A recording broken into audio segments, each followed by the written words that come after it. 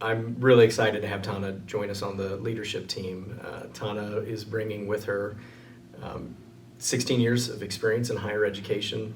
She has 2 master's degree and associate's degree, all of which focusing in on education and how do we improve student experiences. And really, when you look at Tona and Chris together, they kind of make an interesting package of leadership that we're bringing in. You've got Chris Simpson, who's got 35 years of experience, close to 2 decades of that being in supervision and administration. And then you've got Tona, where this is really her first foray into what I'll call a senior leadership role.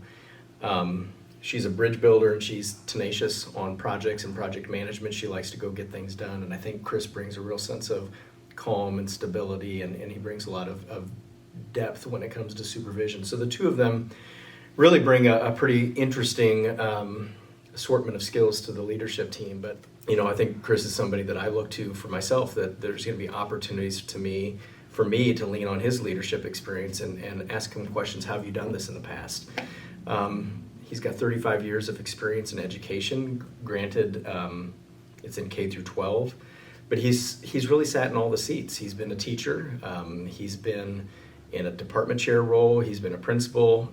He's been an assistant superintendent and superintendent. And there's a lot of parallels between those positions and the positions we've got here at IECC. And I think the biggest compliment I can give Chris, it's not easy when you sit in a leadership role, because you sometimes have to make decisions that are not always popular. And when I talk to people in Olney, people have got a lot of respect for him. He's an excellent communicator. He's an outstanding leader. And, Olney Central is our largest of the 4 colleges, and I think it's natural that as the largest college, managing that is probably more complicated than managing one of the smaller colleges. So having somebody like Chris, who's just going to be, I think, a steady hand at the wheel for Olney Central, makes me really happy. But he's got that passion for advancing education, putting students at the center of the decision making, and I'm excited to see what he starts to suggest in terms of improving our business operations. I think it's natural for people to wonder, because the vice chancellor roles are different. They're new, and we don't know. People don't know exactly what to expect. I've said to you, and I've said to other people, I could make a pretty compelling case for the fact that our presidents really shouldn't be on campus 5 days a week. The presidents are that outward face of the college. They are supposed to have the pulse of the local community and what's happening. And I think in Tona's situation of institutional outreach, that's going to be magnified. One of the things that I've asked all of our vice chancellors to do is to provide to me a list of dates that they are going to be on the different campuses. We have said for the last year that 2024 is going to be the look and listen year. We want to make sure that people at our colleges have an opportunity to ask the questions why, to ask the questions how, to share concerns that they might have, things that they're afraid might get lost in the shuffle. We want leadership to hear that from people. So I've asked each of the vice chancellors to set up dates that they're going to be on each one of the campuses to talk with the people who are soon going to be coming underneath their umbrella. Beyond the fact that I know they're going to spend some time with their staff trying to one-on-one build some relationships, I know concretely that these presidents and vice chancellors are going to be out of their chairs.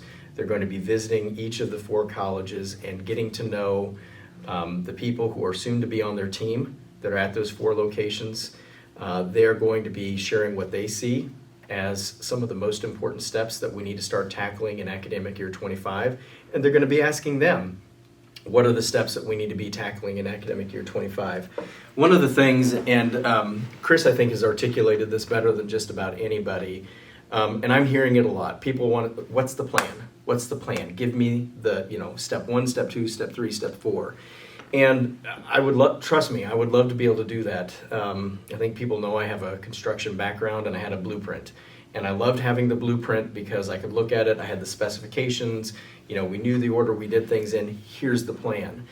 What we're getting ready to do, we can talk about steps, but we really can't talk about a plan, because as soon as we start this look and listen tour, there's going to be 20 things that nobody had thought of that are going to pop up, that are going to dictate that we zig when we thought we were going to zag. So I think this coming year, I know people want to know, well, what's next? What's next? The thing I can assure everybody is that there's going to be ample opportunity for discussion, for input, and I think the plan is going to emerge through those conversations, but we're also going to have to be, I call it emergent strategies. We're going to have to be willing to move pretty quickly because things will change pretty fast.